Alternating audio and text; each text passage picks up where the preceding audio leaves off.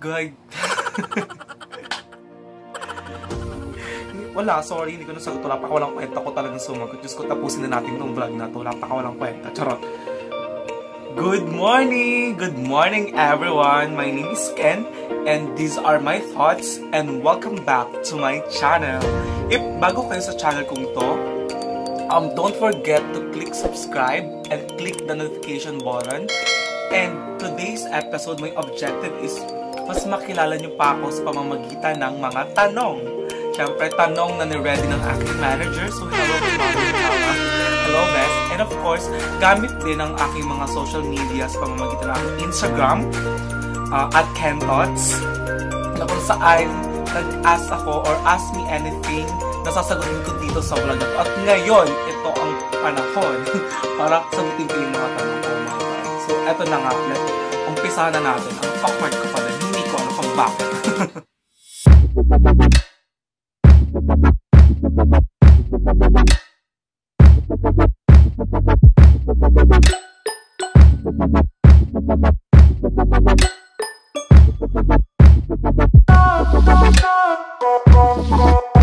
So, yes, welcome and let's do this. My AMA or Ask Me Anything video. So, ayun, ready na ba kayo na makilala ko? So, let's do this, guys. Come on, let's go. So, ayun na nga, umpisahan na natin. So, mag-hello muna kayo sa aking phone. Kasi, sa iPhone ko. Kasi dito ko babasahin yung mga questions sa Instagram. So, umpisahan na natin. Una, question, coffee. Coffee lang. So, hindi ko alam kung anong gusto ko bang coffee or what. Feeling ko nag-aaya siya. Hindi, feeling ko nag-aaya to kasi manilibre talaga siya ng coffee. So, sige, coffee tayo. Pag-usapan natin yung mga buhay ko. Chat kita mamaya. Doon nag-chat na naman tayo. So, pag-usapan naman natin kung kailan ka manilibre ng coffee, di ba? Baka naman. Next is, syempre from student to, kasi about thesis. Sabi niya, matatapos ko po ba ang thesis ko o thesis ko ang tatapos sa akin? Thanks po. So, of course, darling, kaya mo yan. Kinaya nga ng iba, kinaya nga ng lahat, diba? So, kakayanin mo din yan. Thesis lang yan. Huwag kang papatalo sa thesis. Though it's really hard, mahirap talaga. Pero I tell you, it's worth it. Wow! Sobrang worth it siya after mo matapos yung thesis. So, ayun na. Pogi po ba ako? Of course! My God! Ang pogi-pogi mo. Ang galing-galing mo pang kumantang bata ka. Diyos ko. Miss na kita. Dati ko tong roommate. Dati ko ka-dorm sa Recto. So, ayun. Pogi ka syempre, my God. Next is, bakit ang fresh mo, mama? Mama, ang yaman ng bata ko. Of course, kasi kailangan. Wow. Hindi mo na ako fresh. Parang tama to. Sakto lang naman sa hinihingi ng pagkakataon. Hindi ako fresh. Ano ka ba? Sakto lang. Dalagang Pilipina. Yeah. Next question. Napakulang kwento ng tanong na yun. Charot. Kailan ka mag-make time sa akin? Oh, naiyak ako. Hindi pala, tanong na, kailan ako mag-make time for me? Tapos, sad, smile. So, ayun, sorry pare. Swear, after this, tapos na yung March, April, promise, hindi na ako busy. Ita-text kita, ita-chat kita sa IG. Oh, re-replyan kita. I miss you so much. Kung alam naman kung gaano kita ka-miss. Promise. Tsaka yung buong family nyo. Namimiss ko sila. Ano po ang sekreto nyo? Bakit ang fresh mo lagi? Ayaw ko sagutin itong mga itong tanong. Napakawalang kwenta. Charot. Ano ba? Hindi naman ang unang-una sa lahat, hindi ako fresh. And pangalawa, wala akong sekreto. Kasi, yan, fresh? Charot. Siguro lang, happy thoughts. Yes! Welcome to my vlog. Happy thoughts, drink water, ayun. Wala, hindi ako fresh. Wala nung ako skincare. Dasal-dasal na lang itong ginagawa ko. So, paano? So, ayun. Napakawalang kwenta ng tanong mo, girl. Karumit ko siya dati. Kailan ka uuwi dito sa Batangas? Aatan ka ng youth camp? Hahaha. Hindi ko sure kung a-attend ako, pero one thing is for sure is miss ko na kayo. Na-miss ko ang Batangas, nakakamiss sa amin. And then pinsan, I miss you so much. So, ayun, siguro uuwi naman ako, pero baka dadaan lang, pero hindi ako makakatad ng 3 days camp. So, ayun, miss na miss ko na kayo. What is your biggest fear and have overcome it? What's your biggest fear? Seryoso to ha. What is your biggest fear and have overcome it? And have overcome it? Kung nagets mo tanong. Charot. marami akong kinakatakutan kasi syempre, 'di ba? Yun naman yung mapapastrong sa iyo yung mga kinakatakutan mo. So, for me siguro is yung iwan ako. Yung maleft behind ako. Maleft behind ako ng mga taong mahal ko. So, to overcome it, ayun, syempre, be the best person na sa tingin mo na mamahalin ka nila. And dapat sa tingin ko yung kamahal-mahal ako. Bakit hindi ako dapat iwan? Ba't ako naiiyak? Hindi naman to charot. So, ayun. Ang bigat ng tanong kasi. Miss ako. Charot. I love you, Nak. I miss you so much. Sana magkita na tayo this April. So, next question is, what keeps you motivated? What parang pabigat ng tanong. What keeps you motivated? Siguro yun yung mga reason. Ang daming nagpapamotivate sa akin. Siguro yung family ko, yung goals ko in life, yung mga gusto kong gawin sa buhay. Maiisip ko yung mga bagay na dapat ko pang gawin. So, more on motivation talaga yung mga bagay na gusto kong gawin. Your side on boys who are sensitive and needy pero can't commit. Mga PUTA sila. Oh my God, sis. Diba? Can you not? Guys, hindi ko din gets. Alam mo yung mga lalaking chat ng chat pag may problema sila, tapos sabi nila, oh, kailangan ko kayo, ganyan-ganyan, and all, and such. Tapos biglang, di ba, ang sweet-sweet nila, tapos lagi sila nag-chat, kumain ka na ba, asan ka na, mag-ingat ka, ganyan-ganyan. Tapos, kailangan ko lang kausap, my God, syempre, ikaw, marupok, hello, kamusta, ganyan-ganyan, okay ka lang ba? Tapos, at the end, yung okay na kayo, okay naman lahat, masaya, nag-uusap, ganyan and all. Tapos biglang, yes, ano nangyari? Hindi daw siya makapag-commit, di pa daw siya ready. So paglandian, okay lang. Ay, wow! Malaking wow! Diba? Ewan ko. Siguro, ano bang masabi ko sa kanila? Hindi ko sila isa-side, charot.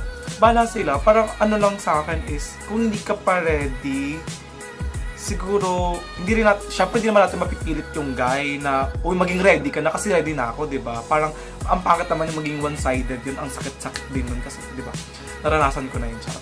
So, ayun, siguro, bigyan natin pa sila ng time, and dun sa mga lalaki na ganun, siguro, sabihin nyo agad kung ano ba talaga yung motibo nyo. Diba? Ano ba talagang gusto nyo kausap lang? Eh di, ayan, magpapaka-psychologist ako muna. Magpapaka-psychiatrist muna ako, or ganun. Or magpapaka-magulang muna ako sa'yo, o magpapaka-ate. Para alam ko, para alam ng babae, alam nila yung side nila. Gigil na gigil ako, girl. Charot. So, ayun lang, sis. Siguro hindi rin natin masisisi yung mga lalaki kasi 'di ba pag pinilit pa natin mas masasaktan tayo, swear. So ayun, ang dami kong sinabi kasi nanggigil talaga ako. Yes! Para mas makilala nyo pa ako, yung manager ko na si Ella, hello best, ay nagawa siya ng set of questions and bubunutin ko siya dito, then sasagutan ko syempre. So hindi naman siguro to about math kasi kung math ewan ko na lang din. Hindi ko alam kung paano sasagutin. First question. What traits are you looking for a partner? Actually, nung bata ako, sobrang dami kong traits na gusto. As in, sobrang dami. Pero nung tumatanda ako ng patanda, pabawas din ng pabawas. Kasi, hindi ko alam. Pero parang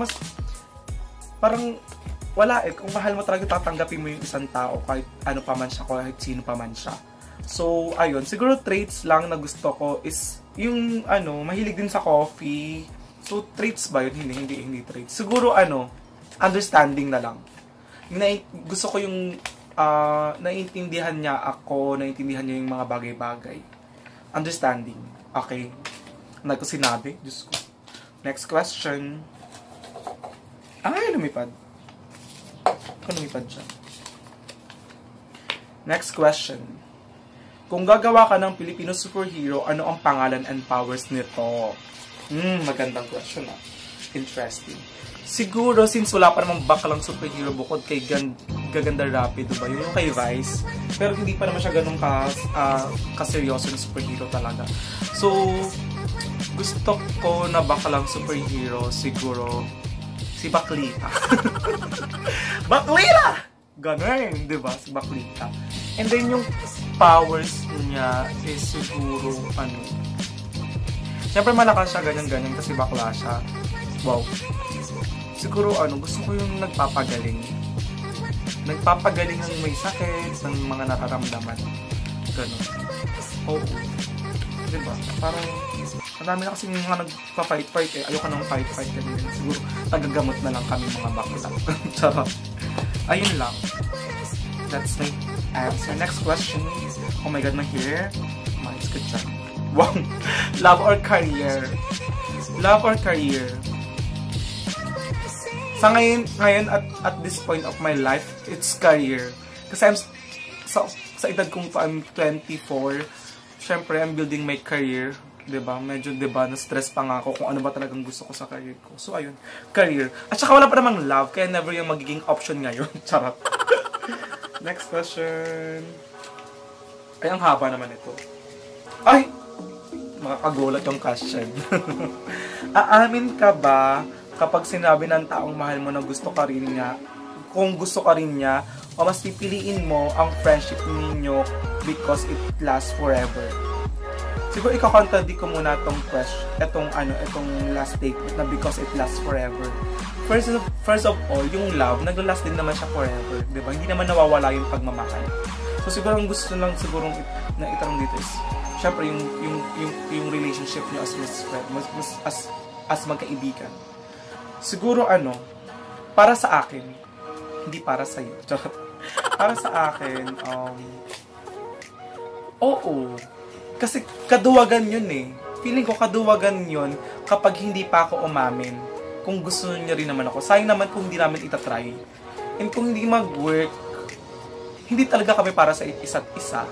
And doon naman yung next ay yung maturity.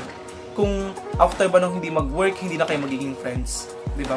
Feeling ko naman kung hindi mawawala yung love as a friend eh, diba? So, ayun, siguro kung masasalba pa rin naman namin yung friendship namin. Pero diba, itatry ko pa din. Ayoko maging duwag. Pero I have this rule na rule number 11 ko na wag kang hindi ako maamin sa mga nagugustuhan ko. Kasi sabi nga ni Catherine Bernardo sa kanyang movie na Barcelona, hindi mo ako kailangan mahalin dahil mahal kita. Mahalin mo ako dahil mahal mo ako. Diba? So ayun, feeling ko ganun yun. So, yeah. Ewan ko kung may sense yung sinabi ko, pero ayun. Aamin ako. Wala ko sinabi. Diyos ko. Favorite movie of all time and most... what's this? Catchy praise lines from it. Wow. Hindi ko mabasa. Favorite movie of all times and most catchy praise or lines from it. Ang dami kong favorite movies, pero puro local kasi nga I promote, Filipino muna. Kung Katniel, Katniel fan kasi. So kung mga Katniel movie, ang pinaka-favorite ko is Barcelona. And then siguro of all time eh. Oh my God, paborito ng lahat. Since 2015, this is my favorite. Four Sisters in a Wedding. God, sino bang may hindi favorite noon? Diba? Option. Na siguro, my favorite line or phrase is, Ma, I'm sorry, Ma. Sorry, Ma. Kasi, diba, no joke, yun yung favorite line ko. Kasi, pinakamahirap kasi talaga is mag-say sorry sa isang tao, sa nanay mo ka pa mag-sorry, diba? So, ayun, that's my favorite line kasi parang sign of strength din siya para sa akin na humingi ka ng patawad, na inadmit mo yung pagkakamali mo. And ayun, favorite line ko talaga siya. Tsaka favorite ko talaga yung scene na yun, ng confrontation scene na talaga yun na nag-away-away na sila ng kakapatid, tsaka pas kasama si Mother. So ayun, sobrang favorite kong 4 seasons. Ang dami-dami pang lines na parang, Diyos ko, diba? Don't give comment about my personal life because I don't give comments about yours. Gusto mo yun? Ang daming lines, ang dami kong gustong, Diyos ko, kung lines lang, ang dami kong i-memorize dito, baka hindi pa matapos tong vlog ko. Sobrang daming favorite lines sa 4 seasons. Ang daming lineable. Lineable. Diba? Sobrang daming names. Next questions. Line a song na nag-represent sa buhay mo ngayon. Hindi, alam ng mga friend ko na hindi ako into music. So, wala akong masyadong alam na kanta. Pero, kasi, ito yung song ko since nung nagdibo ako, yung mga awatan ng dibo ko nung 21 ko. So, ito pa rin naman yung line ng song ko hanggang ngayon, di ba? After 4 years. Ay, babasahin ko kasi hindi naman taga kumakanta. So, baka masira yung tenga nyo. So, ito yung favorite line ko dun sa kantang yon. By Jessie J, Masterpiece.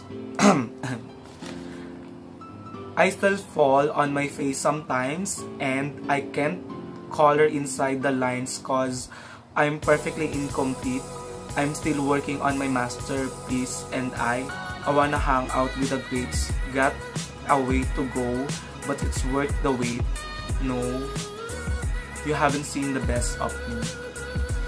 So ayun, parang nakanta ko na wala sa tono. So ayun, that's my line. That's my favorite line, Masterpiece. Parang hindi ko pa rin tapos yung best version of me. So hindi niyo pa nakikita. Ayun, it's a work in progress, diba? Hanggang ngayon, tinatrabaho pa din po. So ayun, naiyak pala ako. Yeah, this is my song. This is my favorite song. This is the song of my life. As a Katniel fan, do you support Alden and Kat sa new project? Wow. Katniel fan ako eh. Sobrang Katniel fan ako. Lahat ng movies nila and teleserye pinapanood ko and all. Siguro, of course, I support them. Sobrang mahal na mahal ko si Kat. So, ayun pa nga pala, belated happy birthday Kat. I love you so much. So, of course, susuportahan ko sila kasi it's about time. Ang dami nilang napatunayan and all, diba?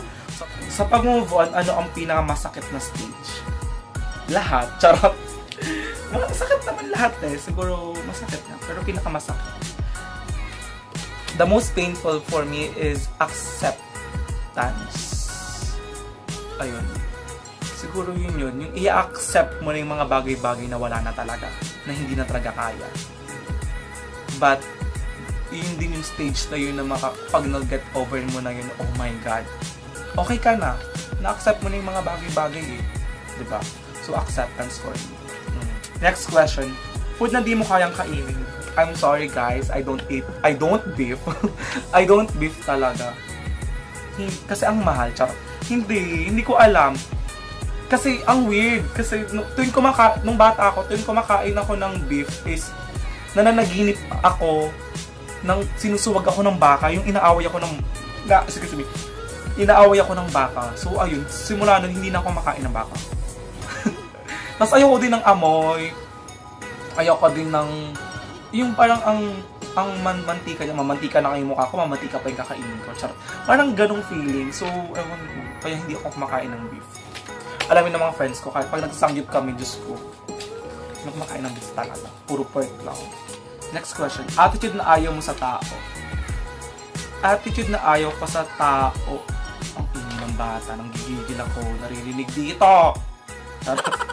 Narinig yung ayaw ko sa tao, siguro yung yung fake. Parang hindi mo kailangan magpanggap para magustuhan ka ng ibang tao. Diba? Kasi, ayun, ayoko ng fake. Kung meron kang gustong balik-balikan, anong lugar yun? Siguro sa Batangas. Gusto kong balikan yung mga moment na, yung wala pa akong problema. Iniisip ko lang kung anong bibili kong chichirya, doon ako nahihirapan sa 5 piso kong pera, na parang anong pagkakasyahin ko sa 5 piso na anong gusto kong kainin chichirya, mga ganon. Mga simpleng problema lang kung paano ako matutulog sa tanghali, kung anong lalaruin namin, kung anong papanoorin kong cartoons, mga ganong problema lang, di ba? So, yung Batangas, kasi that's wow English. That's pala. Yun yung gusto kong balikan. Yung moment din na bata pa lang ako. Konti na lang. We have 3 questions. Moon or sun? Diba? It shows naman here. It's sun. Gusto ko yung sun. Kasi ito ay nagbibigay ng liwanag sa aking buhay. Charot! Hindi. Kasi parang para sa akin, it symbolizes new beginnings and rest. Kaya mo din magpahinga. Diba? Sunset. New beginnings sa umaga, sunrise, and then sa gabi, parang may panibagong bukas naman. Sunset. Parang bounce back ka na lang. Bad habit mo na gusto mo nang baguhin. Yung pagpupuyat. Diba? Dahil sa pagpupuyat, hindi ko alam, hindi naman ako makatunog. Ayun, ayoko na. Gusto ko nang matulog ng early. Hindi umaga. Gusto ko nang matulog ng maaga. So, ayun. Gusto ko nang matulog ng maaga. Early. Ayoko na magpuyat. The last question, everyone, is what would you do, and what would you say to the old kids?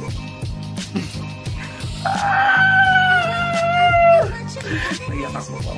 Ang daming question, tapos yun yung ending. What would you say to the old Ken?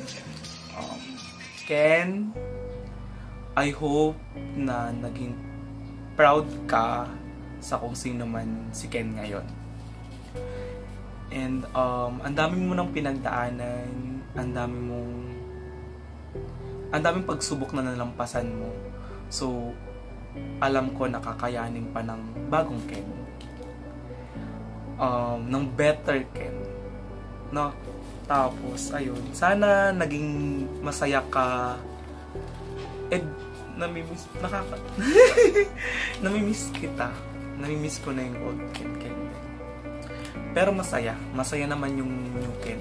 Kasi syempre better na rin. Diba? So, ayun. Sana naging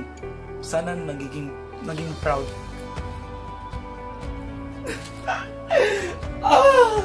Ang arte ko! Ang arte ko! Wait. Baka lang. So, that's it, guys! Ayun, sana mas nakilala nyo pa ako at sana nag-enjoy kayo sa mga sagot ko at may nakuha kayo kahit pa paano. That's my simple thoughts ngayong araw na to. So, ayun lang. Nag-enjoy ako sa mga tanong, swear. Ang hirap palang sumagot ng mga tanong din. Siyempre, it's about you Pero nag-enjoy ako and sana kayo din nag-enjoy din kayo sa panonood. And for my next video, kung may suggestions kayo, please comment down below. And kung may mga tanong pa kayo na gusto kong sagutin,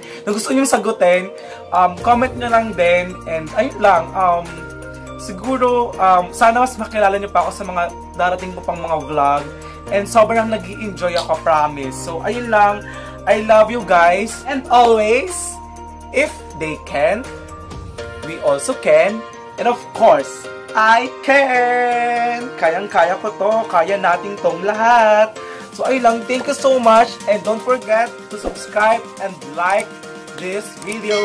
Thank you kung nagustuhan nyo. I love you guys. Bye!